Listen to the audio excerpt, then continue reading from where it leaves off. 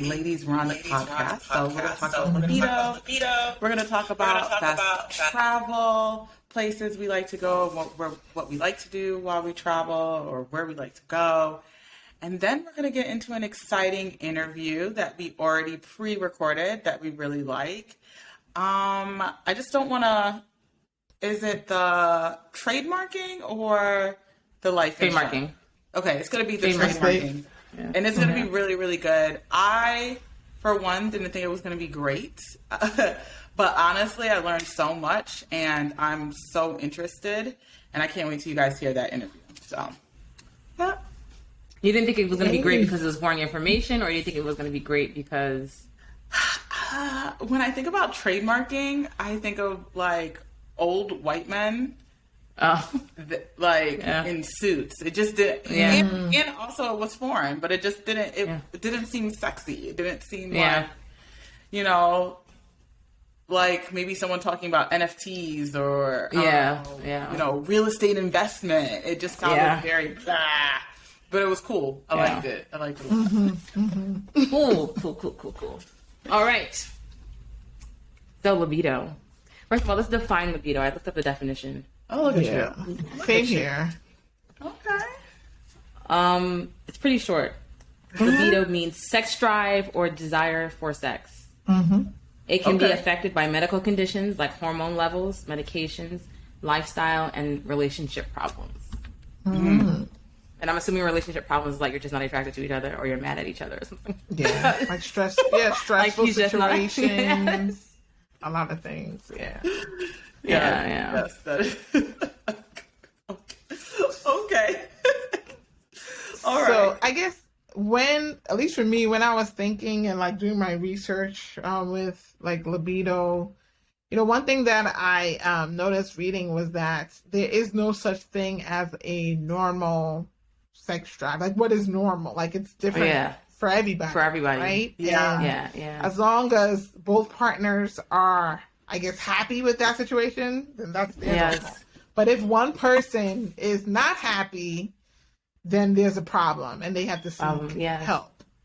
So I thought and that's really important because people will be talking and like, oh, my friend, I hear like, oh, they're having sex 10 times a day and we're having sex 2 times a week. Is something wrong with me? But I'm like, no, if you're happy with that, then you're happy with that. Like, it's not, you can't compare relationships. You know what I mean? So I think that's important to note.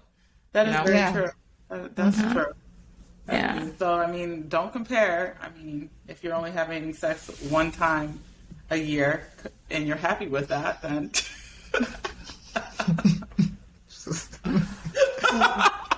I'm stupid. In my research, I saw the same thing, and I was what I specifically researched was not so much low libido in men, because that was really easy to find, but I really just wanted to like crack into the low libido in women, and what I saw was just a lot of psychological issues, like they're not happy with their weight, maybe they're not happy in the relationship, they're not happy where they are in their current life, they feel rejected by their partner or ignored, sexual abuse, or just abused in the relationship outside of sexual abuse. So it really, or stress, or if you're poor, financial issues, and like mental health problems, anxiety, depression, like you're sad. So, it wasn't like, oh, that's really interesting. It kind of was like, yeah, duh. Obviously, you're not going to want to be in the mood, be vulnerable, open to those sorts of, I guess, desires if you're not feeling good within yourself, because that's a pretty vulnerable moment in your life. Yeah. When I had Eden, I had gained I think I gained 40 or 50 pounds with him. So after I had him, my libido, I was so self-conscious because I had a new body. Yeah. That I had to I had to first love. And my husband had nothing to do with it. He kept saying, I like you the way you are, but it was just, it was me. I had to be comfortable with a new body. Then once I started losing weight, stuff stopped being so, like, it just, and then on top of that, hormones, I think, are a big deal, especially with pregnancy. People think that pregnancy ends when you have the baby, and it doesn't. It goes you can have postpartum issues for like a year after, between breastfeeding, the weight gain, it was a lot. So I think that's the time that I had my biggest issue with libido, was just like you said, Cio, just having the weight gain. It was the weight. I just felt self-conscious. Yeah. That's how you feel about yourself. And it's important for women to like really pour into ourselves. At least that's how I feel, like, because we always thinking about, even when we have sex conversations, which I realized I had the sex talk with my mom, but I didn't have like a sex conversation as like, this is what you should expect during sex, and this is how it should feel. I didn't have those conversations, which most people don't. That's like, you just figure it out yourself. You go online, you Google, and so there was no Google back when we were growing up. So you just figure it out yourself. So, I think that it's important for women to realize that your libido is not rooted in a man, and we're always like, well, would he like me? Or I don't know. And it's like, you have to really learn how to like love yourself first. Yes. So you can feel the most confident when you're having like sexual relations of any kind, Yeah. And I feel like once you figure that out, your libido, even when it does fluctuate, it's not so hard to come back to where you want to be. So, I don't know. While you were talking, it made me think of, I came across like another video somewhere on social media where it was a spouse basically not understanding like why his wife, he felt like he had a higher sex drive than his wife, right? And like with a lot of this, research that we were researching, as we were talking about how there are different phases, maybe during postpartum periods, menopause, as you're aging, that there may be fluctuations in your libido. And I think that's why it's important for also men to learn about that, right? Because if you understand maybe your wife is going through a postpartum issue or something psychological, you might not, that's the root of why she has low libido. So try to address that with her, communicate that, seek help, and that could improve your sex life. So I think it's super important for, our listeners, those, that are in relationships to feel free to have these conversations, with their significant others, so that they can improve their sex life, Yeah, I agree. Also, it's not just about how you feel. So, right, we also talked about like the medical version, like, the medical problems. It is still medical, but like the psychological. But I mean, if you have pre-existing conditions, that's definitely going to make that sex drive go down. Like diabetes, high blood pressure, obesity, like all of that stuff. It requires blood to rush to your, private parts. So if you have poor vascular, and we're getting older, where people can have poor vascular and vascular diseases, you're not gonna have a great sex drive. I'll never forget, who's the guy that played the main character in Grease? John Travolta? Yes, John Travolta. So he was on Oprah, way back in the day. And he was saying how he gained like a lot of weight, obviously, as he got older. And he didn't want to have sex as much and all this other stuff like that. But as soon as he dropped that weight, he was ready. And it was because, honestly, he was having problems. He didn't like openly said he was having erectile dysfunction, but that's what that was. Because it is, like, if you have high blood pressure, like, that definitely can affect that. Yeah.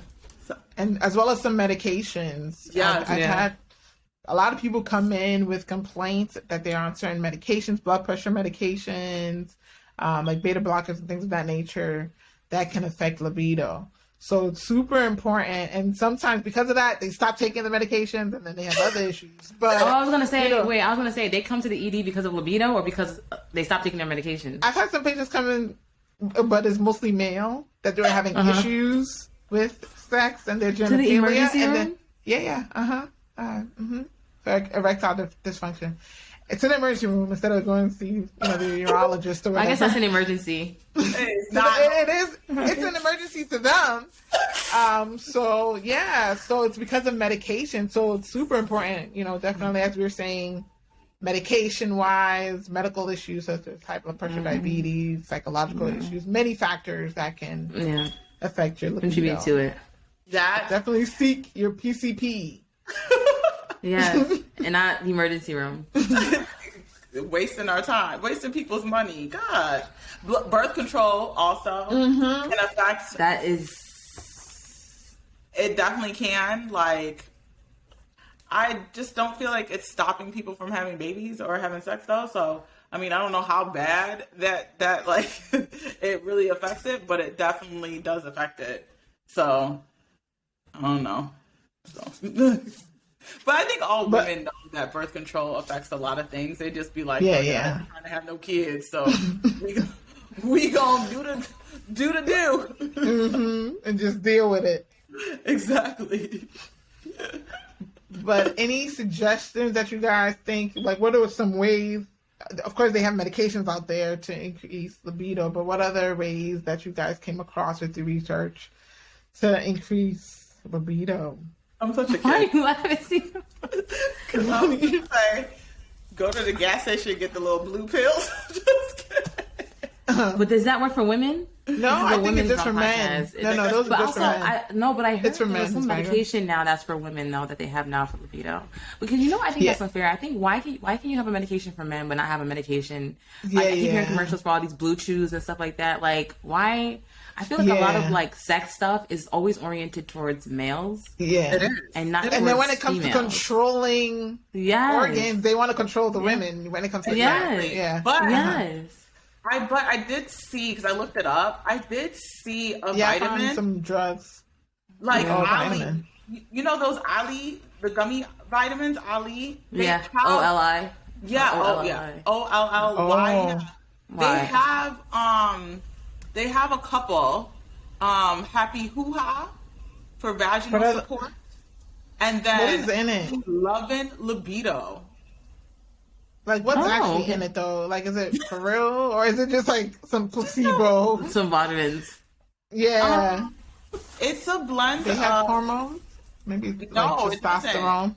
It's a blend of ashwagandha. Oh, yeah. That helps ashwagandha. It helps relax you. Oh, it's a herb. Oh, okay. Oh, yeah, I see maca. Okay. So maybe it's just to relax people. Because some people have anxiety when it comes to sex. Yeah, no, I know ashwagandha because my midwife told me about that when I was, like, pregnant. Like, if you needed that for anxiety and stuff. Oh. And then a Happy Hoo-Ha supports vaginal health and pH balance. Okay. So, yeah, I mean, there are vitamins out there. I mean, I haven't tried them, but maybe I will. Ali, support this podcast. And I'll try you guys for free. Why are you looking at me like that? No, because I've actually heard they have good, like, a bunch of different, like, women's vitamins for support, like, weight loss, all kinds of stuff, and they're all natural. They do. So it sounds good. And aren't they like gummy bears? 'Cause I like a good gummy bear. Who are you telling? I eat my vitamins every day, multiple times. That's what I'm saying. If we could get a sponsor by Ali, let's put that in the atmosphere. I really feel like I would try their Lovin' Libido vitamins, just because, like you said, I don't know any pill for women off the top of my head, but Viagra and Cialis is a household name. And it's all targeted towards male. Yeah. What pills? I didn't know any off the top of my head, but when I was looking up, there were two drugs. They said ADDYI and Valeesi, VYLEESI. So they both help with increasing sexual desire. How are they like? What's in them? What's the generic? So one of them was, let me see. One second, let me Google it.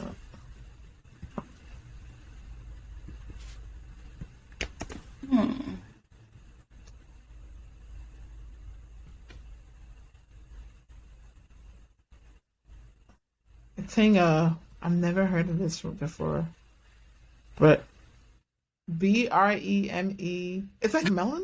Bremelanotide. BREMELANOTIDE. It's an injection. But it has really? It's an injection just, under the skin of the thigh or abdomen. Let me look at the formula. It sounds like maybe it's one of the pathways of melatonin or something. Yeah, it does. Yeah. It's a non-selective agonist of the melatonin receptors. See? Yeah. So it's called flibanserin. What are you looking at?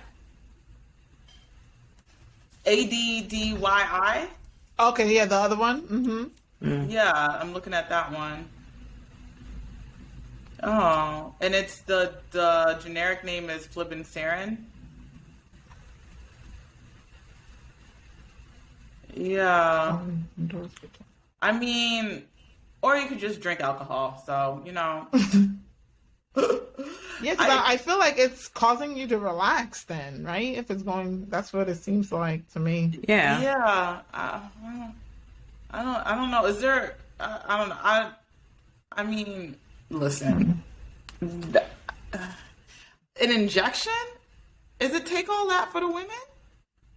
Yeah, it's for women. Yep. It says in premenopausal women. Oh. It helps through the treatment of hypoactive sexual desire disorder. Yeah. Okay, so I guess it said it should be used at least 45 minutes before anticipated sexual activity. Only one dose per 24 hours, or no more than 8 doses per month is recommended. That's cool. Okay, so basically you can't have sex more than 8 times a month. Yeah, I guess, yeah. Why? Oh, because you can only do 8 injections? But maybe, is each injection only for one sexual activity? I think so. Maybe. I don't. Well, it's saying one dose per 24 hours, so if it can last up to 24 hours, maybe you can have multiple. Oh, yeah, that's true. Rounds, I guess. Well, I guess it's probably really expensive. I'm sure. It is. Yeah. I think that we should just try to get a vitamin. I'm gonna try it out. The Ollie sounds better. I don't have anybody try it out with, but I'm gonna buy it, and then I'm gonna try it out. Let us know. Hopefully, let us know if it really you'll works. buy it and then try it out. You guys should try it out too. It's a vitamin. Yeah, I'll try That's true. They FDA approved. I don't think those vitamins are gummies though. So. Oh, really? No. Oh, it's like pills. I think it's just like a pill for sure. Yeah. I'm gonna try it. I'm gonna try it out and see. So listen, I'm glad that we talked about this. I just want ladies to realize that it's a multifactorial thing. You gotta love yourself. You gotta figure out what you like in your and what makes you in the mood, and then you have to definitely convey it. Yes. I feel like women, we're always waiting for the man to lead, and you got to convey what you like, because that will help you too. Yeah. So, have a discussion. I totally agree with that. Like being vocal about what you like, what you don't like. Yeah. And feeling comfortable. Yeah. And if you're comfortable, then anything can happen. Yep. And have 2 kids like you, Maxine.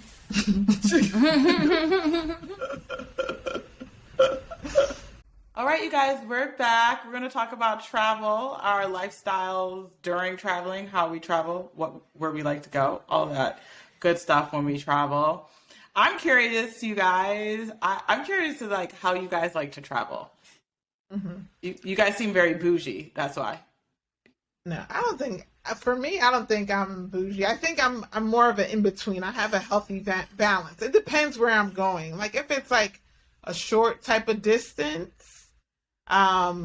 it's whatever. Because if it's less than 2 hours, I don't really care in terms of where I'm going to be sitting and things of that nature. But if it's a further, an international trip, Now that I've, been in that attendant status, then first class me, please. But before I was a resident, didn't have that much money, I was doing economy. I'm not even going to front. Yes. Not only was I doing economy, but I was like number 5 in the zone. I was zone 5. Yeah. I was Southwest. The last portion of our... Yes. True. Yes. I was in the back. Mm-hmm. In the back. Yeah. But I feel like once you experience first class, though, you don't want to go. You can't go back. Yeah, no. Okay. So I will tell you guys a secret. So the last time I went to London was in 2019. Mm-hmm. And I was so happy. I was a resident and I got the flight round trip for less than $350. It was like $325. Wow. Right? That's good. I know, right? I was like, oh my God, yeah. this is so good. Like, damn, like, what? This is great. So at that time, I haven't gone out the country for a while because of like school and stuff like that. So I get to the gate and the check-in, because I was flying British Airways, and the lady was like, "Oh, that's gonna be $70 for your bag," and I was like, "Oh no, ma'am, this is international." I said, just like that, I said, "This is an international flight. I get 2 check bags free, so I only got 1, so I'm good." She was like, "No, you got basic economy," and I was like, "There's a difference. There's a difference." I did not know the difference. Yeah, they have economy all split up. Yeah. She was like, I was like, well, what's the difference? Can I bump? I was like, okay, well then bump me up. She was like, well, we don't have any other seats then till first class. I was like, okay, bump me up to first class. She said the first class seats are $2,000. I said, that's okay, ma'am. I'll pay my $70. But now, what did you think was going to happen? I didn't know. I honestly didn't know. I just thought to myself, like, how this is a good deal. It's a good deal. And how are you allowing people to go across the pond with luggage? Like, how ghetto? You stupid.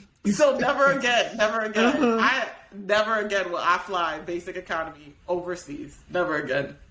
Yeah, it was so ghetto. Or within the seas. Oh, she's like, nah, I'm not even doing it domestic. Nope, I can't. Well, I try to use my points. Try to use points for like upgrade. So what I think is important is I try what we can do now. See, it's so funny when it's hard to stick with one airline when you don't have money, right? Because you're gonna go wherever is cheaper. Yeah. But now what we try to do is I love Delta. Mm-hmm. I have warded off British Airways because they don't treat. I feel like they don't treat. I wasn't treated well anytime I tried to go to the African continent. Yeah. So I was like, I'm never giving them my money again. I like Lufthansa a lot. They're really good. Oh, yeah. It's really nice. Yeah, they're really nice. Lufthansa's good. What else is good? Actually, I've only ever really flown Lufthansa, United Airways, because they're together, and then I fly Delta. I heard Ethiopian Airlines is good. But yeah, I'm sorry. Especially like now with a kid, I just want to make sure that. And I'm not saying that we just splurge every time. If we can't do it, then we just don't go. But at the very least, I do premium economy. I think premium economy is actually quite nice. Yeah. Delta Comfort Plus for that's nice. is quite nice. Yeah, it's nice.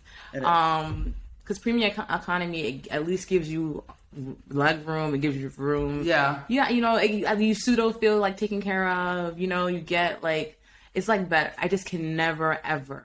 Don't. Ever. It's the ghetto. Ever. Ghetto. But these airlines think they are slick.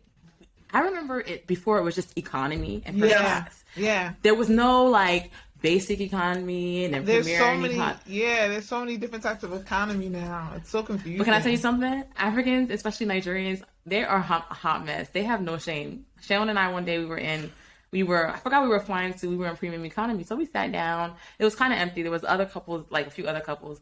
All of a sudden, this Nigerian couple comes and they sit in front of us, knowing damn well those weren't their seats. So of course, the flight attendant comes over. She looks at the manifest. She comes over. Oh, this is not our seat. Oh, this is not economy. She was like, sir, no, these people pay extra for these seats. Yeah. Oh, we didn't know. So they got up and did a walk of shame back to basic economy. But I was like, It's clearly different. Yeah. I don't know. It's more but like yeah, I just can't. I don't know. But with children, I'm sorry, I just can't. Every time I've done basic economy a couple of times, like domestically, I always end up getting a seat in the what's that area where you're supposed to help people? Yeah, like the exit row. There was an emergency. Yeah. I've gotten. But even they charge for those too. They charge for those. They charge. Now even that's crazy. Now when you're supposed to help people in case from. something was to happen, so why do you have to charge extra for that? Because it's more room. I'm telling you, they charge for everything. Yeah, they charge for everything. They charge. Traveling is just expensive now. It's really expensive. It is. They charge me extra $15 for me to transfer to that seat. Because all the Comfort Plus seats and the first class seats were taken. So I usually fly first class, or Comfort Plus. I use my points or I get upgraded because I've just been flying a lot. I will say that depending on where you fly, first class might just be $100 more than basic economy. So I'll pay for that, like that convenience and that luxury. One, because it allows me to, if I want to, take bags if I want or not. I like the fact that, I can get the unlimited snacks, like, and maybe they be like, what snacks do you like? Yeah. They don't be like, we got peanuts and cookies. Like, they got way more snacks up there. And so, like, I really appreciate it. I have a friend who, he doesn't travel like that. He travels like the basic of the basic. And he was like, oh, then you don't have money for a hotel. Who's to say I can't have both? Yes. Like, you can have both. I'm going to have money for the hotel. If that's what you want. Yeah. And I'm going to have money for my first class. Because I feel like when I tell you, I was so stressed out, like, on that flight to London that I was like, never again. Like, it was, I love my peoples, right? Okay, this African couple came, they know good and damn well that their carry-on luggage was not a fucking carry-on luggage, okay? Yeah. You know that you're in zone 6 with us. So your carry-on luggage that's this big is not going to fit. She's struggling down the hallway. But why did they let her on with the luggage? That's ridiculous. I don't know. And then she taught me, she was like, excuse me, ma'am, can you help me? I said, no, that's not going to get up there. I can't help you. So she's trying to get it up there. It's not fitting. But she's blocking everybody behind her because she can't put it. Because it was one of those 3-seaters on each, like 3 on the side, 3 in the middle, 3. I was like, I can't. This is ghetto. This is so ghetto. It's like people in basic economy like to move their whole life on the plane. I said, and when I tell you, the demographic is the same from basic like overseas. It's like the demographics are the same. You're gonna find a host of different colors flying first class, but for some reason they act right a little higher in the front of the plane. But I actually have a question. Have you guys ever had experience where you've been online to go to first class and someone has like either try to pass you, when you're boarding, or they don't like think that you're supposed to be there? So when we were in Italy coming back, and we were business class, and I would have my son and my husband and my mom were with us, and we were in line, the business class line.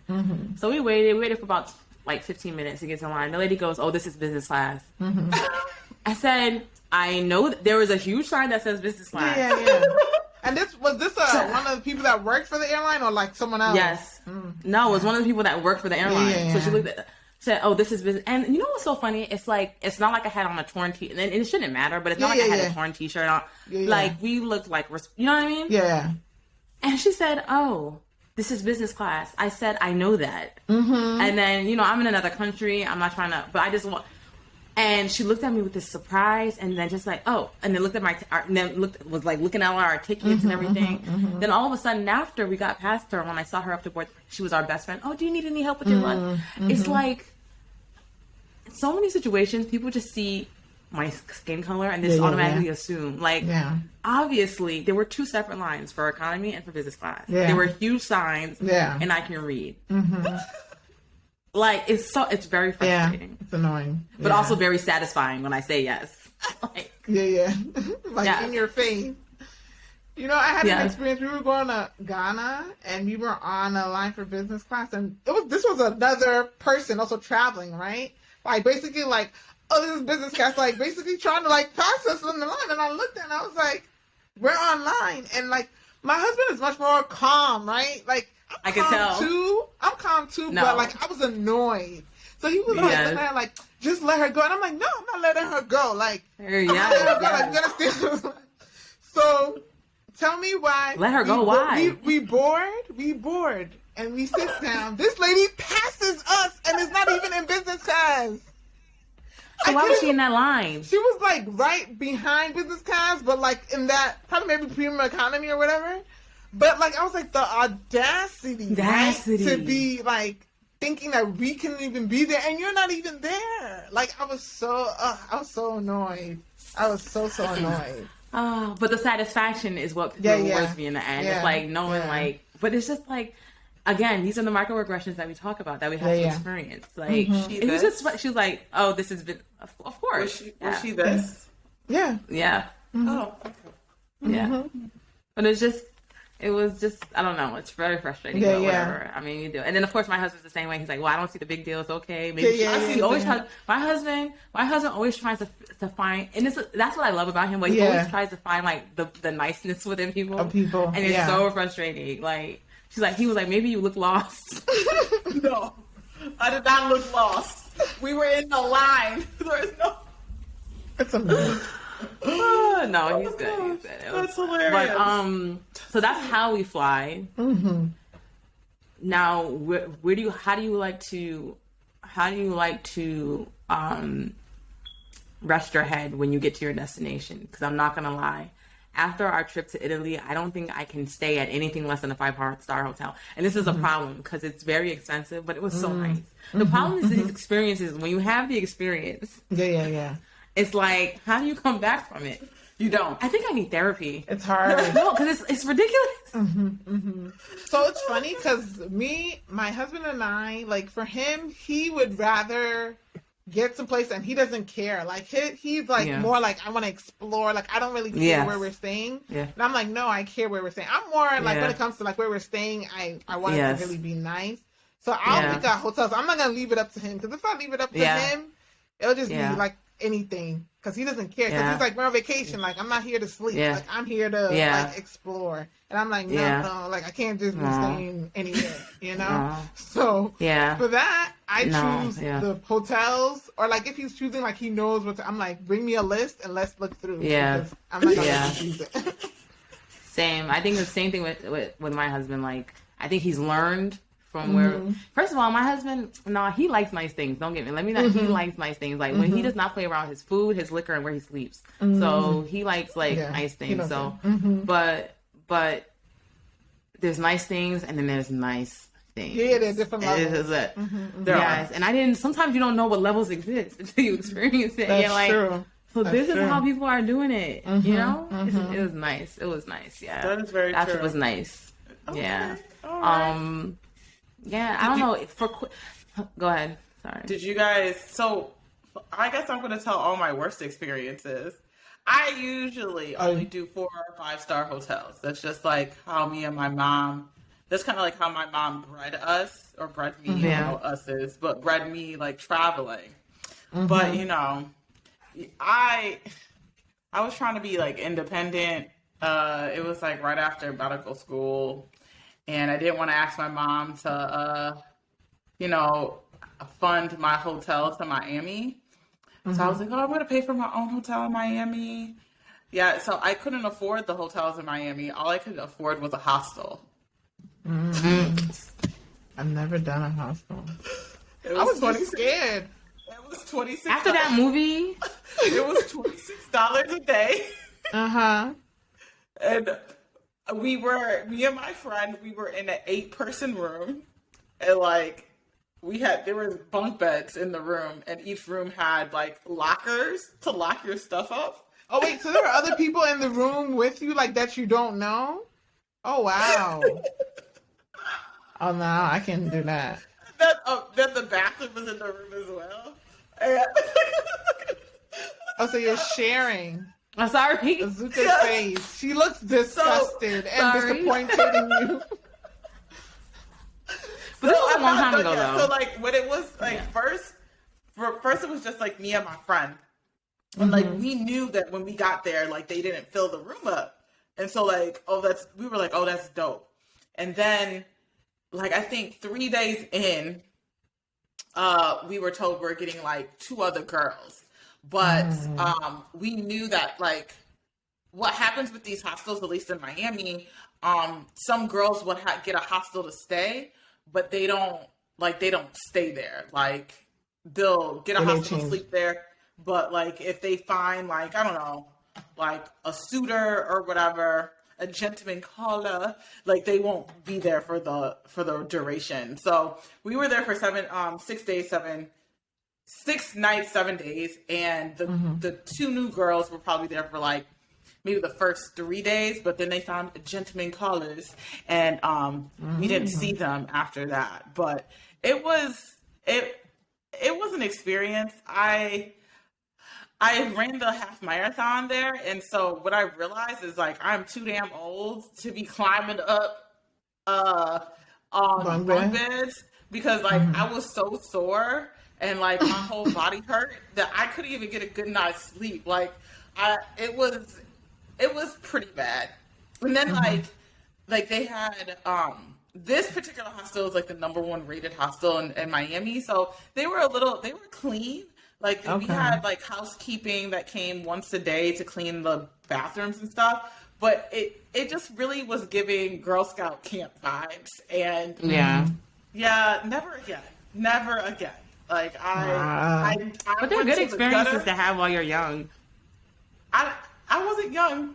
I wasn't that young. While you're younger. I forgot the when you're younger. I was about to say, I think I was 28. Well, it's a story you can tell your grandkids one day. Yeah, exactly. They can say, wow, she lived. At a hostel. And you live to tell about it. It definitely was in 2017. So, I wouldn't do it again. Yeah. I wouldn't do it again. I prefer 4- and 5-star hotels. It's something about the luxury, you know, like the butler, like, all of those things, the room service, the option of having it. It's really nice. It's really nice. So, yeah. One thing I just don't want to do on my vacation is work too hard on your vacation. Like, you know what I mean? Like, I feel like a vacation is so you should be relaxed and comfortable and not have to worry about things. And so I feel like if we can do it, then that's what we do. If not, then we just stay at home. So you won't go at all if you don't have everything, like, perfect for your vacation. Yeah, like, everything. Really? I start planning vacations, like, months in advance. And I research the hotel, look at the hotel, call the hotel. And you know what it is? I think it's more because of my child. Like, before I had him, I think I'm not saying we stayed at 2- or 3-star hotels, but I feel like I was a little bit more lax. But with him, it's just like, I want to make sure that everything's clean and neat and what we have is there and, you know, it's safe. And I feel like a lot of that comes with a price tag, you know, so. It does. It does. And I don't know, we work hard. It's not like I'm, like, you know, asking anybody for help. It's, we work hard, so why not? When I'm on vacation, I want to be on vacation. I'm sorry. I'm not trying to get one of them hotels where you cook your own dinner. I want room service, or I want there to be a restaurant, or I want to go out to eat, or I want to go travel, or I just want to be comfortable. So you're not an Airbnb type girl then? So I didn't say that. So my last and final Airbnb experience was in Atlanta. Last and final. And final. So I can't even blame this one on my husband. This was on me. Airbnb thinks they're slick. They show pictures that make you think you're getting what you're not getting. It's like when you buy something on Amazon and don't realize it's bootleg. Yeah. So we got this house. We got to the neighborhood and I was shook it when we got there. Shook it. Then we drive up and the door to the basement of the house is wide open. Like, wide open and pitch black and white. Yes. So I called the person that put it on listing. I'm like, the basement. Oh, the cable guy came to work on it. I'll come and close. I'm like, sir, but how long has it been open? How do you know nobody's in there? Like, yeah. So he was rude. Then we get in the place. The door, first of all, the steps are all unleveled, like they're hazard. Then the door doesn't close all the way. The front door to the house. It was, and I had my son, my mom, my husband was meeting us the next day. And so I called Airbnb, and their customer service is horrible. They lean towards more the owner than the customer. So it was like a whole ordeal. So we ended up staying at another hotel, the Marriott downtown. We stayed there because that's the only place, and it was like it was a holiday weekend. Oh, it was graduation weekend for my sister, so it was a lot going on. So it was hard to find a room. So last minute, we ended up paying twice. So I'm like, we didn't even enjoy staying there. We didn't stay there. It was for like 4 nights, so we didn't stay there. We stayed at a hotel. Plus, we had to pay for the Airbnb. Getting our money back was like, I was just like, I'm never doing Airbnb. And did you get your money back? I think I got like 85% of it back.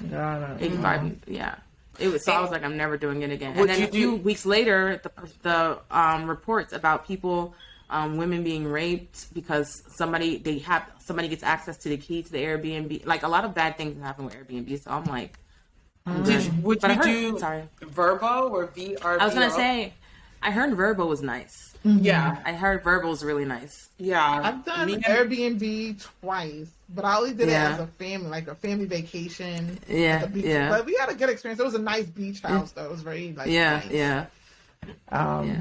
You know, it wasn't even the problem with the house. It was, I don't like when I can't get in contact with actual customer service. Like I kept getting bounced around. The customer service is important for me because I need to know that like it's a lot of money that we're talking about. So it's like, we're paying. It's not free. That is. The customer service was horrible, so I think that was the biggest issue. Oh wow.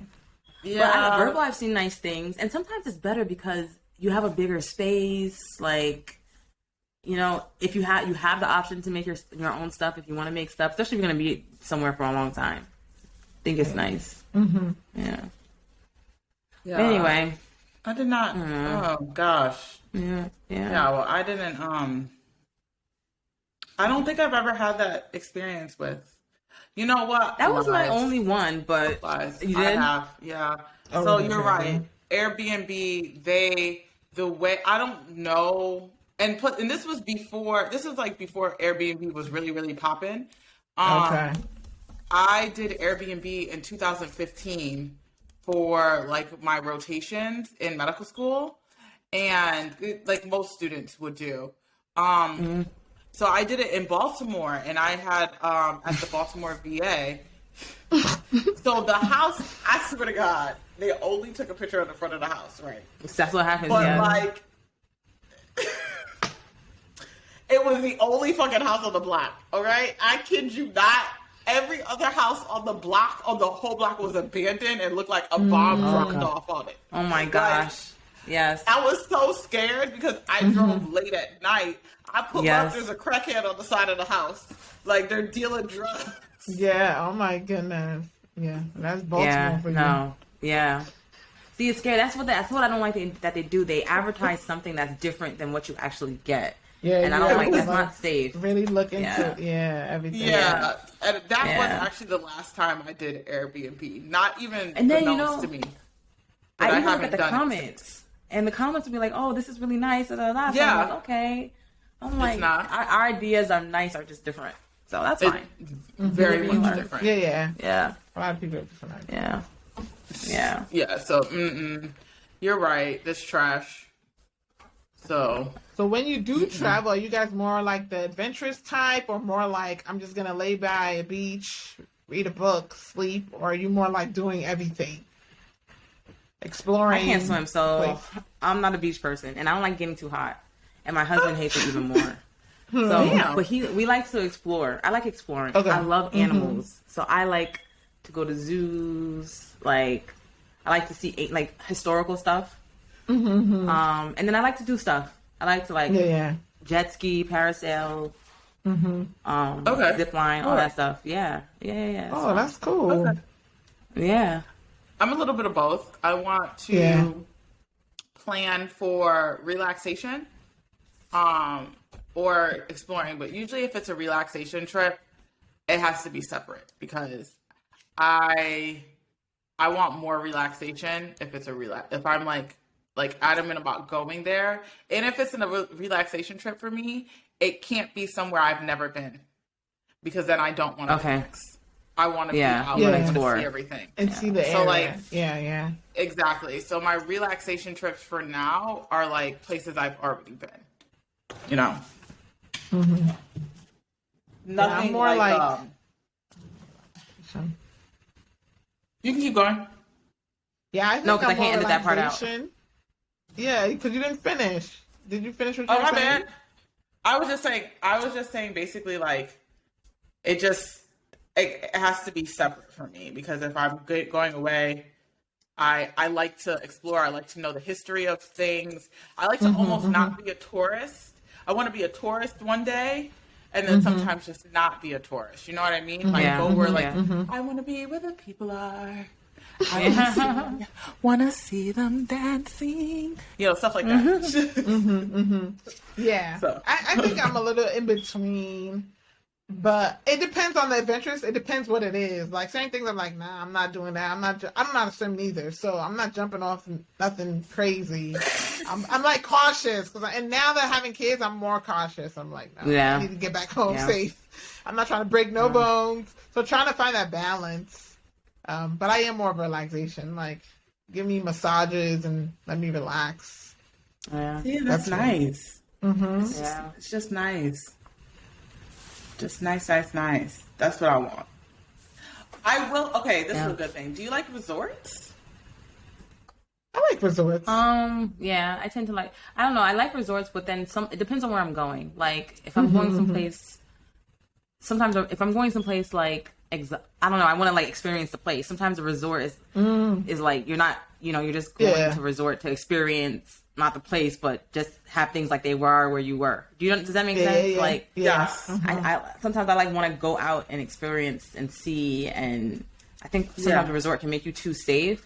Yeah. But then sometimes I think it's necessary. So yeah, at least for me, I've only done resorts really in the Caribbean. Like when I go to the Caribbean islands, I feel like I stay in resorts. But then maybe I'll have like a couple of days where I'll like venture out. Yeah.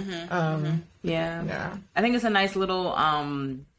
In some places, it's nice to have just like your headquarters, where you can, and then you could just like stick your toe out a little bit, see how things are, and then safe, go out. Yeah. I like resorts. I like because especially with all the amenities that are available and stuff. I like it. Yeah. I think I like resorts. I think it was my first time going to Punta Cana. And I did the Ryu, that Ryu chain? Yeah. I don't like that chain of resorts at all. But what I felt like, because obviously it's my first time going to Punta Cana, but I felt like Punta Cana was just like a resort city, like very touristy. And I just felt like I didn't get the experiences of the Dominican Republic. And so I think for that aspect, I didn't like, not the DR, but I just didn't like staying there because I felt, like you said, too protected. Even when you plan things to do, I felt like they drove me to another tourist sanctioned area where we could see the monkeys. Or something like that, So it was just Yeah, but I also understand it because I'm also like, if I'm in a country where I don't know people, like when we went to Italy, my husband has friends there, so I mean, we kind of stayed at a resort. I wouldn't call it a resort. It's just a really nice hotel, but we knew people there, so they could take us like into the city and show us places. Whereas if I'm going somewhere I don't know, I think a resort is nice because you don't have to do too much. Yeah. They usually have like people that could take you here, take you to this destination. So I understand the purpose of resorts. Yeah. I understand it. But sometimes it takes the feel away from the country.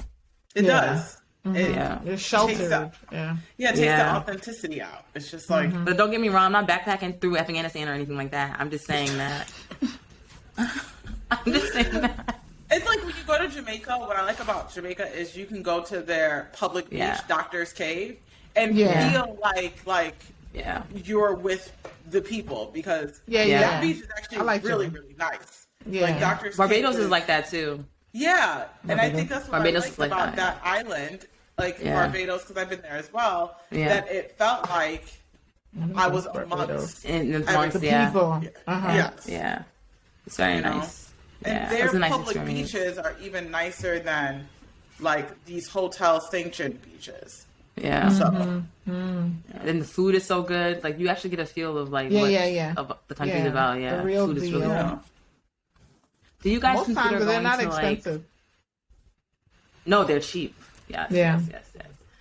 Do you guys consider going to your home countries vacations? Do you try to make it a vacation? No. I do. Oh, you do? Really? Well, that's good. Well, yes. Well, I don't consider it a vacation. I don't consider it because I'm like, I'm going to still end up seeing family members and all that stuff. Yeah. But I have gone where I've actually stayed in a hotel. Like, I haven't stayed, you know, we did that last time.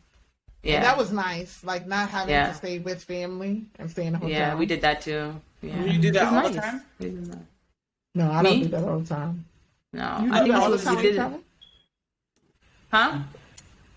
I would say you guys do that all the time.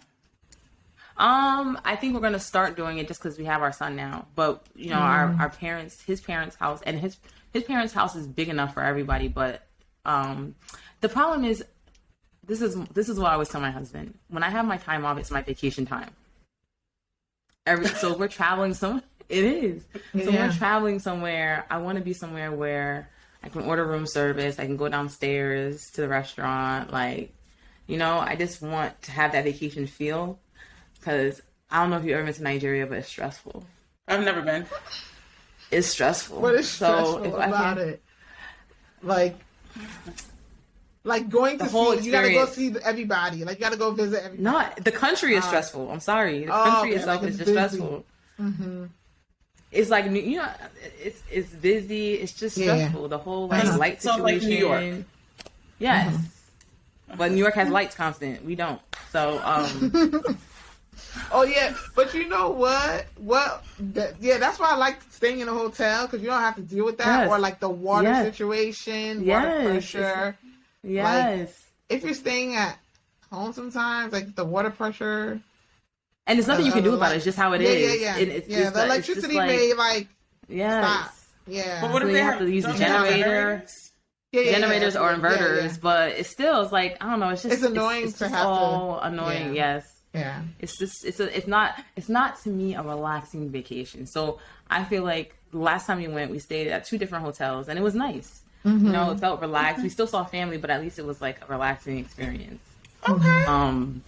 Yeah, but we're working on our own house. I'm actually in Ghana, so. Okay. Oh, nice. Yeah. Nice. In Kumasi. Nice. Yeah. Yes, definitely. We'll have somewhere to stay. Yeah. When will it be done? Kumasi, not in Accra, but. Okay. What's Kumasi? It's another city. It's like it's about 4-hour drive, but then the plane is 45 minutes. Yeah. Oh, okay. That's where my husband is from. Like his side is from there, but my family's from like Accra. Like my mom has a house in Accra, but in Kumasi. Oh, okay. Yeah. Nice. Mm-hmm. Nice. That's nice. Are your sisters building back there too? My sister's husband, he has like he's building like an apartment complex. Okay. Oh, nice. Yeah. Yeah. So, nice. Oh wow, that's cool. That's dope. Yeah. That's good. Yeah. That's good. Dope. He wants to move there. But. For good? Your husband? Yeah, my husband, if it was up to me, if I wanted to go, my husband would go, like, to Ghana. Yeah. I'm the one that doesn't want to move to. I'm not ready to move to Ghana. Yeah. Okay. Sense. A lot of I don't know. Do you know Rita Kusi? I'm putting she moved to Ghana. Yeah. She moved. Yeah. She every time she posts anything, it looks beautiful. Yeah. Yeah. She's having a good time. Yeah. Yep. Mm-hmm. Yeah. So there are a lot of people I know that have moved there, and people that are not Ghanaian as well that moved there, and that are loving it. Like, I be thinking about it sometimes. Yeah. Oh, that's nice. The problem is there's no such thing as an anesthesiologist in a lot of these places. That's the problem. So yeah. What do you mean? They need them. They need them. Nurses, they teach nurses. The nurses do it, or there just isn't one. Yeah, people are not getting into it. Yeah, that's another story.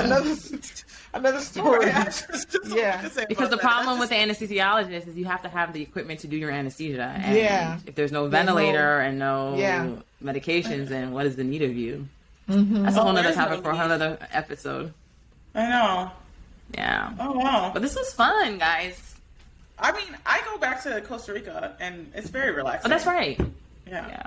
Yeah. And It's I love Costa it. Rica. You stay It at is. home or you stay in a hotel when you go? I've never stayed in a hotel in Costa Rica. I would Yes, love at to home. know Yeah. what that feels like. Don't Yeah. know. I don't even know the Costa Rica that people show pictures of. Yeah. I've ridden past, but Really? I've been to like the volcano that everyone takes pictures in front of, and then like the hot springs that everyone takes pictures of. But I've never I haven't seen the beaches that I've never been. Like that's a whole nother side of the country I've actually never been to. So Wow. yeah, I go to see family, but even the beaches that I go to are not like the ones that other people go to. But it is gorgeous, and it's very relaxing. Mm-hmm. Everyone's Yeah. just so nice and happy. Yeah. I feel like that's the whole Caribbean's, like, all of that is just, they're calm. Everybody's calm, Yeah. relaxed. Nobody's in a hurry. Nope. Everybody's like, just chill. Yeah. I'm gonna go back Yeah. this summer for 2 months. Oh, nice. Thanks for inviting me. From now, you just gotta make sure you invite Azuka to everything. I don't know when I'm going, but it's definitely gonna Okay. be 2 months. It's gonna be after my concert. So before we wrap up, like any tips on travel for maybe anyone that may be listening? Any tips on how you guys save? Yes. Well, using points, right? Like Yeah. points. American Express Oh, is great. upgrade. Platinum card. American Express, the Platinum, is good. Yeah. In terms of Yeah. credit cards, the best travel credit cards, American Express Platinum. The thing about that is you usually have to pay off that balance every month. Yeah. Another good one is the Chase Sapphire Reserve or Preferred. Those are really good. You can use those points for travel, upgrades, all of that good stuff. And it really does. If you use that as your main credit card, those points do rack up Yeah. a lot. And it's something that Azuka definitely pointed about. Kind of being loyal to one airline company is key as well. In terms of traveling on a budget or finding the deals, because once you gain loyalty to them, they'll upgrade you. They sometimes, even if you don't get an upgrade, I noticed that I have free check bags now because of my medallion status. So like, even if I fly basic economy, I still have a free check bag. So those are the pointers that I would do. And also staying loyal to one hotel company. If hotels are your thing, like the Marriott Bon Voyage, Yeah. or I think is it the Hyatt? Do they have something on theirs too? No, I know I'm I not have sure. Marriott. I think they do. Because Yeah, I 'cause just, that's with the yeah. Chase Sapphire too. Yeah. because I know Hilton has. Yeah. Yep, Hilton. Yeah. Those rewards points, they definitely do come in handy. And it's just like a membership thing. So yeah, I like that. All right.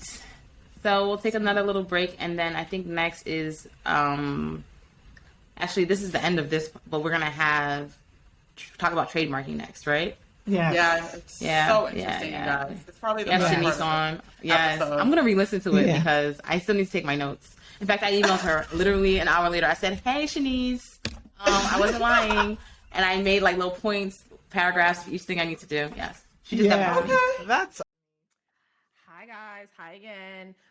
Chanise Anderson, originally from New York, currently residing in Massachusetts with my husband and my 3-year-old son. I am currently the owner and managing partner of MARKSETGO Law, which is a business and trademark firm. I am also a real estate broker and owner of Anderson Realty Co. LLC.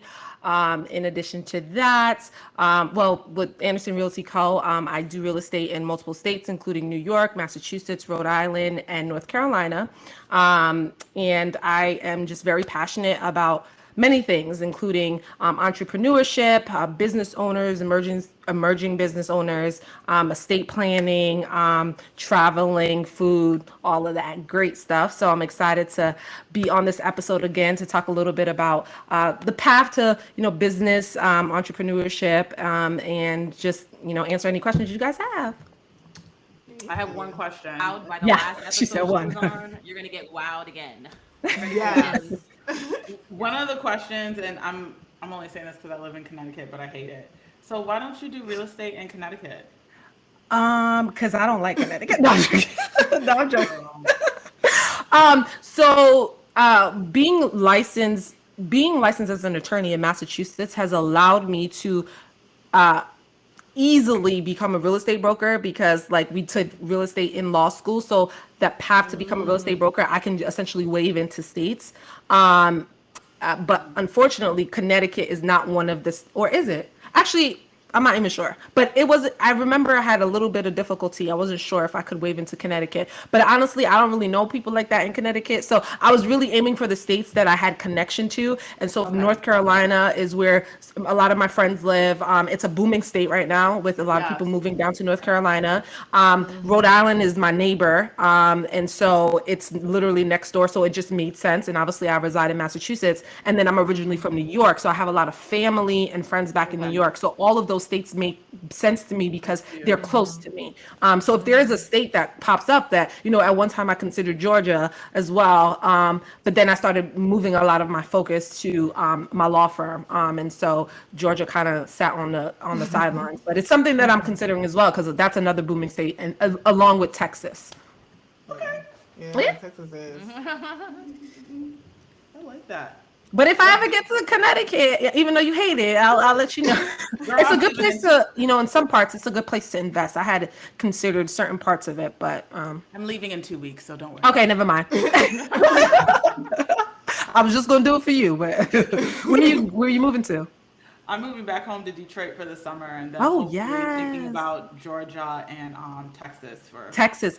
I'm highly considering Texas right now because Massachusetts is disrespectful with these prices. Yes. Oh, you Just think about doesn't make moving to sense. Texas? Yeah, I'm thinking about it, and Yeah. praying about it, but Texas laws, I feel like if I'm in Texas too long, I'll be a slave and I won't even know it. I'll wake up and oh god, the way they be they be doing too much. Laws, they're doing the too medical much. stuff. Yeah. Oh really? It's good for doctors though, because their tort law is really good and they don't have any state income tax, which is really nice. But the way they just be changing laws, every time I wake up, something's different. Like Yeah, no. All right, I'm gonna have to look into that a little bit more. All right. All right. So. Oh god. Right. So I guess you're gonna So trademark versus copyright. Yeah. What's the difference between trademark versus copyright? So I always say, think of copyright. So copyright begins with a C, right? Copyright is for creative, so CC, creative works, anything that you originally create. And so what are things that we create that we say is our own? Things like we create dances, we create songs, we create lyrics, we create drawings, we create books. So anything that you create is protected under copyright law. So all of those things, like I just said, like dances, like choreography, although rare, it's still a part of copyright. Song lyrics, books, those type of things are copyrights. Content, see again, content. This podcast, the information that we're sharing on this is copyright protected. Whereas trademark is for anything that identifies a brand, your brand. So although the content of the podcast is copyright, the name of the podcast is trademark because it identifies your brand. And so things that identify your brand are the name of your brand, the logo of your brand, the slogan of your brand, and the most ideal brand that we can use as an example is Nike. You have Nike, the name is protected by trademark. Then they have their logo, the famous Swiss sign is a trademark. And then their slogan, just do it, is a trademark. So those are when you see those things, you will automatically, they don't even have to have Nike next to it. You see the Swiss sign and you're like, oh, he got on a Nike shirt. You see just do it and you're like, oh, that's Nike. Those are brand identifiers, and those are protected by trademarks. Okay. Cool. So why can you have both? Is it important to have both in a business? You know, It really all depends on what you're doing, because it may not require. There are some businesses that certainly need both, right? But then there are certain businesses that may not need a copyright. So trademark is usually always, and copyright is only if you have content that you want to protect. So I may be in, like, for example, like as a lawyer with my law firm, trademark is really important to me. One, because I practice trademark law, and because, I want to protect my name, but I don't necessarily put out content. Like, I don't have blogs or anything like that that I need to be protected by copyright law. So that's really not as important to me. Or I don't have drawings, like I don't create, drawings or stuff like that, that I would say, oh, this definitely needs a copyright. Although I do put, informational, I put information on my Instagram page, but for me, it's like, okay, you take that. I'm not concerned about you, stealing it, because it's not like it's, highly valued or anything like that. So, but if you create blogs, I highly recommend blogging copywriting and blogging is like, they should be best, like they should be married. Like you want to protect your blogs at all costs, because people Google anything nowadays, right? And they go find a blog and they just copy and paste it, right? So how are you protecting your own? You're sitting down writing this 10-page blog. Like, how are you protecting yourself if someone goes and steals your content? You don't get to bring a copyright infringement claim because you didn't protect it under copyright. Yeah. Actually, that makes me think of. Sorry. It makes me think of, like, there was a celebrity who wrote a book and stole someone's, I think, blog information and just put it in their book. Oh, there was like a big thing on it on social media, but I don't know if it was copyrighted or not. It was that girl that she's on Wild 'N Out. She cut all her hair off because her sister had some autoimmune disease. What's her name? The one that's on Wild 'N Out. She's one of the. I know what you mean. Name, though. Yeah, girl B. Simone. Yeah, B. Simone. B. Simone. Yeah, she wrote a book, and all the information was in somebody's blog. Yeah, I don't know whatever happened with that, but yeah. See, yeah, that's rough. That's rough. So you get automatic when you create something, right? The moment I create a photo, the moment I take the photo, the moment I write the book, the moment I write the blog, you automatically have it's automatically copywritten. But in order for you to bring a lawsuit for damages, you need to have a copyright registration.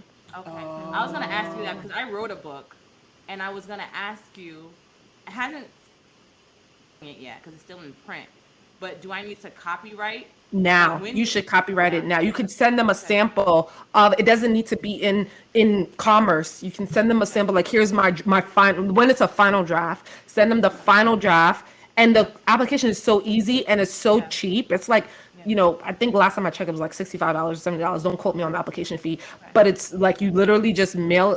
You can do it online, upload a PDF of the book, and it takes 3 months to get the copyright registration. So then now, if you find someone copying your book, like I don't know what the topic is, but if you find that information somewhere else, like it doesn't even have to be verbatim. Like if it's close enough, and you're like, hold up, that sounds like my words. Now you have the ability to file a lawsuit for copyright infringement and get damages. Before the 3 months. Before you mean while the copyright? Yeah.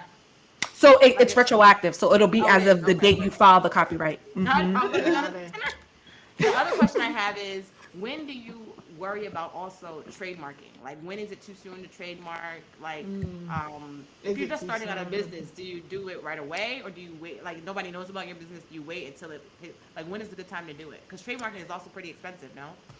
It is expensive, and it could be difficult to assess for each person. I mean, I preach that you should trademark even before you launch, but it could be tricky though, because some people are doing it for a hobby, right? That maybe ends up turning into real. Like they may say, I don't really want this to be a business. Like I'm just doing this for fun, kind of thing.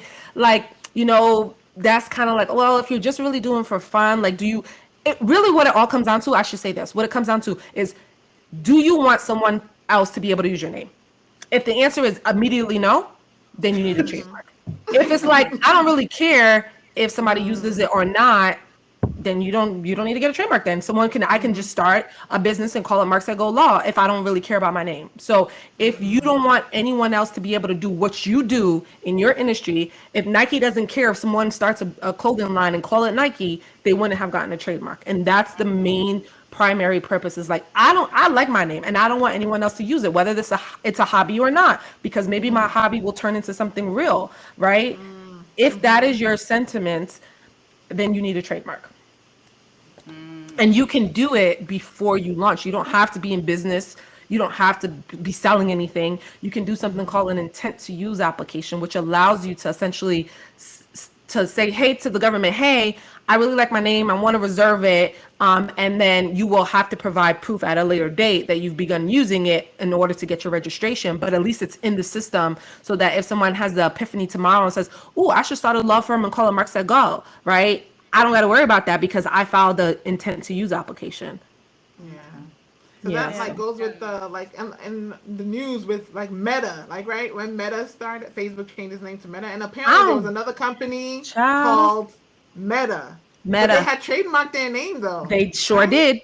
They sure did. And right now they're trying to buy trademarks are assets, right? Yeah. And so trademarks should be owned by LLCs because they're assets. And so because they're assets, just like like NFTs or homes, you can purchase trademarks. So that company, I'm pretty sure, is rejoicing right now. Oh, I'm glad I got that trademark for Meta, because now their trademark is worth probably billions of dollars because Facebook now wants it or Meta wants it. But the lawyer didn't do his homework. Oh, say that again? Well, Facebook should have to have it now because they're using Meta. So I'm sure they probably bought They're kind of in a lawsuit right now. They're kind of in front. Yeah, they're working it out. But the guy is like, you need to give me more money because the offer that they made. I don't blame him. He said it's not enough. I want more. What was the offer? I think it was a few $1 million. It wasn't even. It didn't even touch $1 billion. It didn't even touch $1 billion. I need $1 billion. You have it. You have it. Yeah, he has the money. Oh yeah. That's nothing for him. Yeah. A couple $1 million. It was definitely didn't even touch $1 billion. They're like I need minimum $1 billion. Like first of all, I'll value Meta. How much is Facebook worth and its subsidiaries, and base my number off of that. So Meta owns Facebook, WhatsApp, Instagram.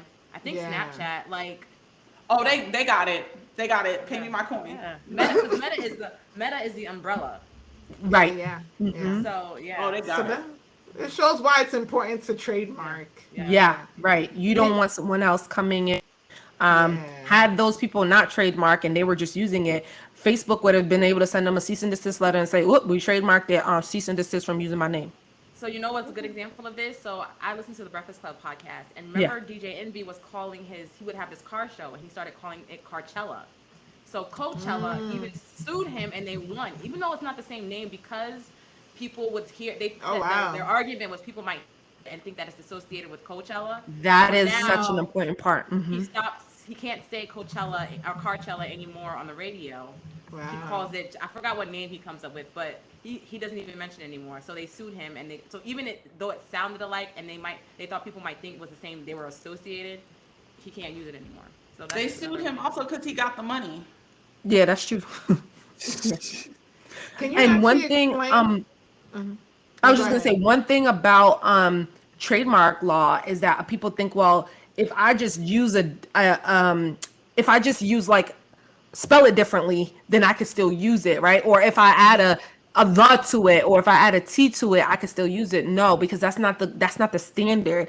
The standard, just like you guys have the standard of care, the standard of law is it confusingly similar? Will a consumer look at it and say, "Ooh, they're associated with the Breakfast Club because the name sounds familiar"? And they're not talking about the intelligent consumer. They're talking about the average consumer. Like if I walk into a store and I see 2 beauty products on the shelf and I quickly grab it, sometimes we run into the Target and we're not really paying attention. That happened to me the other day when I went to go buy that pattern gel. And I quickly just grabbed it because it was in a yellow bottle. I saw another yellow and I wasn't even paying attention. I was on the phone. And lo and behold, I picked up the wrong bottle just because it was yellow, right? And imagine how much mistake you can make if names are so similar and you think you pick it up. Like the lady with the Gorilla Glue. Oh, Lord. Remember she thought it was... So, although that... Yeah. That's We got that from Home Depot. That's another story. that's a whole nother issue, but you get what I'm saying. Yeah. Like, if it has a similar name, even if it's not identical, that can still be considered trademark infringement, even if it's similar. Yeah. So Confusing. can you please explain a little bit more about trademarking? Because I know when I was having a conversation with you offline, you were telling me like in terms of like in terms of certain products, like different kind of like categories, Yeah. and what it means also in different states. Yeah. You know, like when you're trademarking one state versus the other and things of Yeah. that nature. So let's talk about the different levels of trademark. Like, so you have a state trademark and you have a federal trademark. State trademarks are useless because it only protects you in your state, right? So if I'm doing business in Massachusetts and I go and trademark my name in Massachusetts, if I start selling in New York, I'm not protected. My name is not protected in New York because it's not a federal trademark. It's not a nationwide trademark. Most businesses now are nationwide. So why would I want to trademark my name just in my state if I'm selling in 30 states or 40 states, 50 states? What if I want to cross borders? My name is no longer protected. So the federal trademark, which protects you in all 50 states, it follows you no matter where you do business, no matter where you have a podcast, no matter where you have a TV show, your name is going to be protected in every single state. So if someone starts trying to act up and try to, be in California and start trying to use my name, MARKSETGO law, I'm like, no, baby, here's a cease and desist letter because I'm protected in all states. I'm not just doing law. I'm not just, operating business in Massachusetts. I'm doing it in all states. So that's the difference between state and federal. So if you have a state, it's useless. It's not going to protect you outside of your state. And then with trademarking, people think, oh, I'm going to go trademark my name because I want to know, like I get so many consultations. People are like, I want to trademark my name because I don't want anyone in this world in any, I want to ban them from using it anyhow, anyway. It doesn't work like that. You have to select a category that you want to trademark your name in. So MARKSETGO, the name of my firm, if somebody wanted to go open up a donut shop and call it MARKSETGO, they could do that because I only protected MARKSETGO for legal services. So you have to select a category. Oh, okay. So that's good to know because some people, so like if you have a apparel shop, but then maybe you start selling products like skincare products or whatever, you need to protect it under all of those other categories. Yeah, exactly. So you just got to figure out, what do you want to sell? What do you want to provide? Like, if you have a, YouTube channel, your name, you want to protect the name of your YouTube channel, you're going to get a trademark for your YouTube channel. But if you want to start selling clothing using that same name, you have to file the trademark under that category for clothing. Got it. Okay. And how much? Okay, someone's trying to, because you always got the people who are frugal. If they try to do this on their own.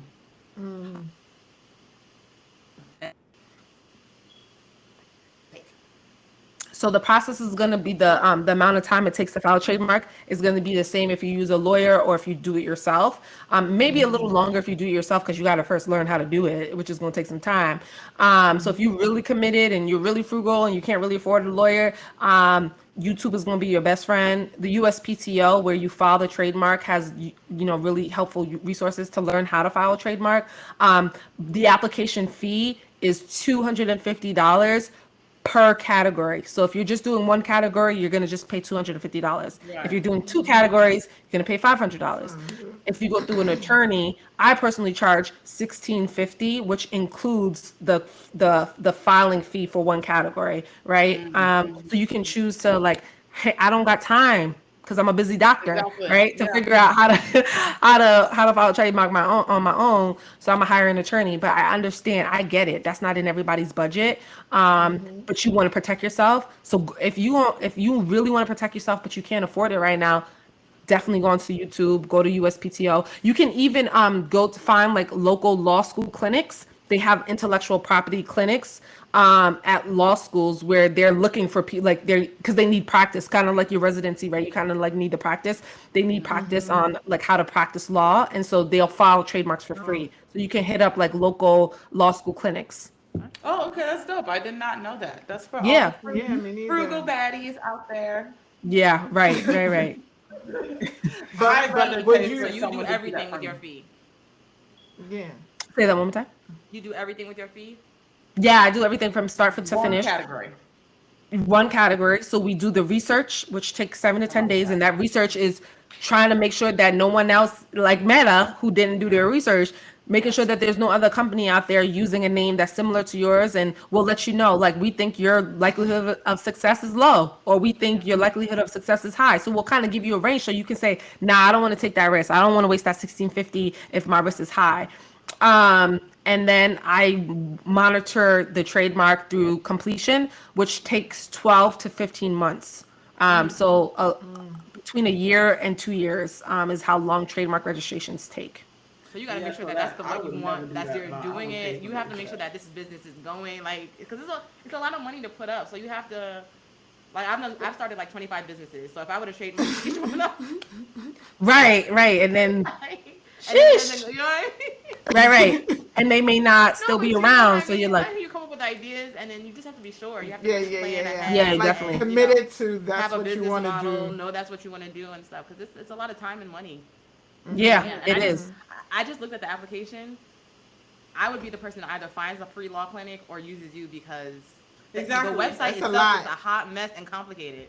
It is very Yeah. intimidating. Yeah. It is, and they make it that way on purpose because Yeah. they're like, you could do this yourself, but we highly encourage you to find a lawyer. Like, literally, like, please, like, they're like, please get a lawyer to do this for yourself. But people do it, or some people go through LegalZoom. Don't recommend it, but it's cheaper. I ain't doing that. Okay, so can you talk about LegalZoom? Yeah. Because when I first came out of residency, they had this thing when you pay a fee every year and you have a lawyer that you can, like, look at contracts and stuff like that. Yeah. I used him like once for a contract for my book, but do you like, what's the difference between LegalZoom and just hiring your own, like, attorney? It depends on the service that you're getting with LegalZoom. So, like, lawyers don't file your trademarks with LegalZoom. So LegalZoom is not a law firm. They can't offer, like, on the bottom of their website, it literally legit, like, says, we cannot give you legal advice. This does not constitute legal advice. Contact a lawyer. Like, it literally said that on all there's a disclaimer, right? Now, the lawyer that you may get through LegalZoom they're basically contracting with a firm. So, right, they may have a firm out in Texas and it says, we need you, if we ever need you to talk to a client in Texas, we want to contract with you. Here's our rate. And so you're technically paying LegalZoom a amount, like, they're upcharging you, right? Because they have a contract with that lawyer. And then they're saying, okay, pay me an extra little bit so I can connect you with this lawyer. When you can go directly to the lawyer yourself, like, find somebody yourself. So highly do not recommend them. The only thing I would ever recommend LegalZoom for is to maybe form your LLC, because it's really, I mean, honestly, you could do it yourself, but that doesn't really require much brain power. But their applications, like, I get a lot of wrong LegalZoom filed applications. Like, I get so many, it's ridiculous how many people come to me and says, I filed my trademark with LegalZoom, it got rejected. Yeah, it got rejected because you got the same name as somebody else. Like, they don't care. They just take your money, file your trademark. That's it. Like, I see. They don't give you good counsel. no, exactly. And then you can't tap into a lawyer when you want. Like, clients, they stay texting me, like, you know, I mean, that's not really how I want it to be. Like, I should have probably like draw the line, but for me, it's just easier to do that because, like, I'm not always on my computer. So texting is, you know, convenient for me. But, like, you need a question, like, people are like, hey, Chanise, I'm sorry, can I ask you a question real quick? You can't do that with LegalZoom. You're gonna probably be on hold for 2 hours, and you're gonna get to somebody that's not even a lawyer. Oh, no. No. Yeah, that's Right. good to know. Mm-hmm. Yeah. So that probably is not. I mean, to be honest, if you're starting a business, everyone knows the saying, it takes money to make money, and that probably is not the one way that you want to cut a corner. Right. Yeah. Definitely. You're gonna be throwing money down the drain for what? Like, it's an investment. It's a tax write-off, you know, to the lawyer. And I know personally for me, I offer payment plans. I've done it. It works for me. It works for my firm. It works for my clientele. They appreciate it. I mean, you do have people who want to pay in full. That's completely fine. But I do offer the ability, because I know it's expensive, to say, hey, look, this is how you can break down your trademark costs. So, you have attorneys like that out there that will work with you. Like, there are many different, like, some attorneys go through or Afterpay, but I think some of those require credit checks. I don't do that. I mean, I just trust them, and I haven't really had much issues with that. So you just got to find somebody who will work with your budget, will work for you. Okay, wow. Anything else that you think you should know? Oh, go ahead. Oh, You sorry. have a I was just gonna say with the trademark, when you see all these companies that are branching out in like different avenues. So you're telling me that they trademark in each like field. So you use Nike. So Nike has a shit ton of stuff. So they trademark literally in everything, I would Yeah. say. Yeah, you should see their most recent list because right now Nike has they're breaking into the metaverse. So they have right now probably like 10 pending applications for just NFTs and digital goods and stuff in the metaverse. And so their portfolio of trademarks is significant right now. I don't know if I could share my screen, but if I was able to, I would show you the all the applications that they have right now, which is ridiculous. It's crazy. Like yeah, so Wow. yeah, like for companies who have that amount of money, like to spend, like they are they're Always trademarking in trademarking. every category. Yeah, That always. makes Because sense. you never Yeah. know when they'll break into that, basically. Yeah. Right. So was I able to share my screen?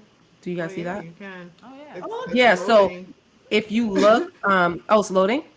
yeah, Yeah, yeah, no, it's it's here Yeah. now. there. You see So if it. you like look at this one, like their most recent one, right? Nike Land. Nike So Land. Oh they my one, God. two, three, four, five categories. So if you see all of the languages, downloadable virtual goods, NFC technology, providing virtual environments for recreational, leisure, entertainment purposes, Wow. virtual online environments. That's all language for the metaverse. Virtual online environments, right? Because you want to be able to go like non-animated designs and characters, avatars.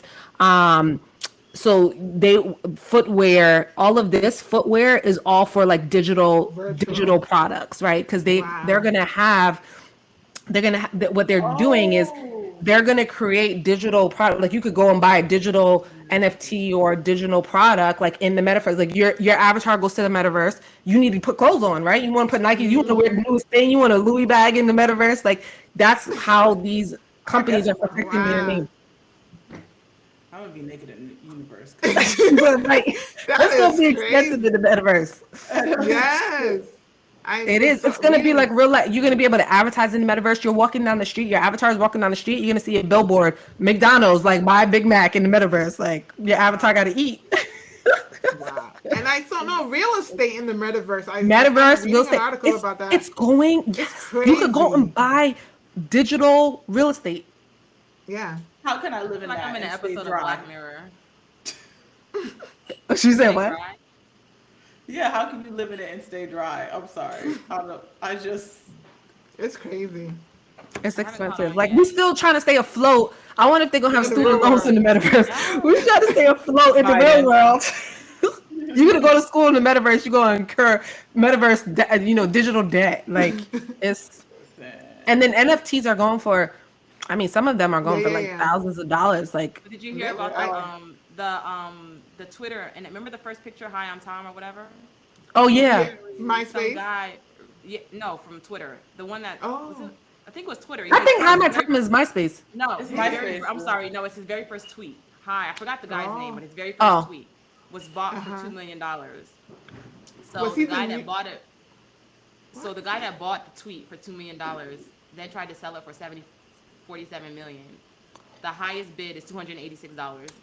The problem with NFTs is you never know, and he bought it for $2 million. So if he sells it Because for he thought he could. 280, that's the Oh problem with my NFTs. That's what I'm goodness. worried about. Like you buy NFT is what it's just like a Hermes bag. Like it's what somebody values that bag at. So Yeah, yes, yes, it's yeah, an yeah, yeah, investment. yeah. But I yes. heard it's one of the worst investments you can make because it's all dependent on somebody's feeling of what that is worth. Oh Somebody has no. What's the the same thing point? with art. It's like what is it worth to you? So I don't know. That's a whole Uh-huh. other story. But that's why I Yeah, haven't nah. gotten sold on NFTs yet. But people are making money off that stuff. They're making money, but I don't Yeah. know. Yeah, I'm still trying I'm to test the trying to waters. I'm trying to Yes. understand what's going on right now here in the Yes. world Right. for me. I'm trying to understand investments and life insurance policies and trusts. I'm trying to catch up. Yes, they're down. I'm still here. Yes. Yeah. I think we still have time to kind of learn that world that's coming. Because it's not here yet completely in its full, potential. So I think that we gotta be discretionary in how quick we jump in. Because some people just want to hop on the next train, but you don't even understand how it works. You don't even know what you're doing. You're just throwing money out there to say, I have an NFT.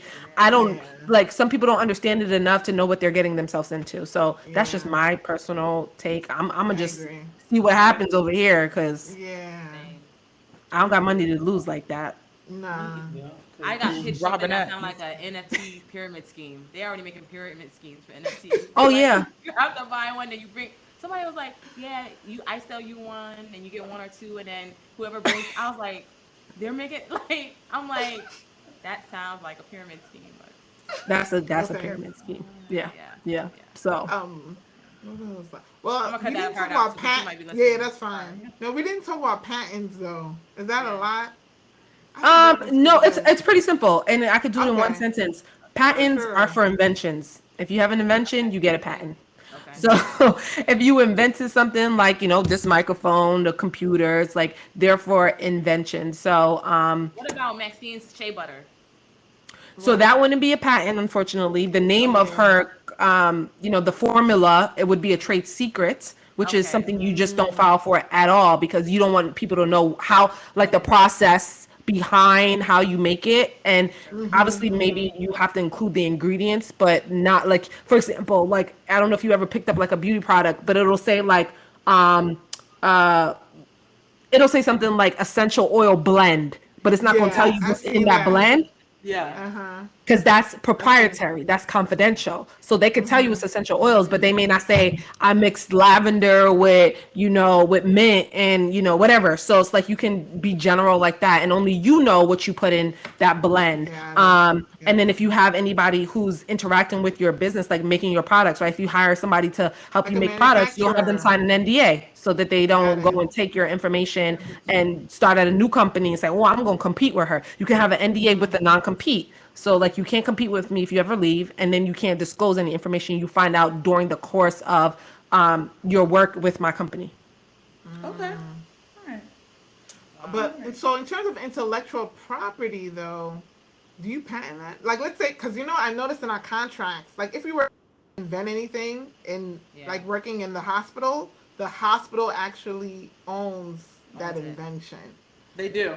Yeah, I did not know that. Yeah. Even my book that I wrote, the book that I wrote, I have to look at my contract to make sure that if my book sells, they don't get a part of any intellectual property that you. Yeah, you have to really look at your contract. Yeah. Go back and look at that contract, because what I usually do is so look at, this is intellectual property. Intellectual property is the umbrella, right? And then you have branches of intellectual property. So you have copyright, you have patents, and you have trademarks. All of that is intellectual property.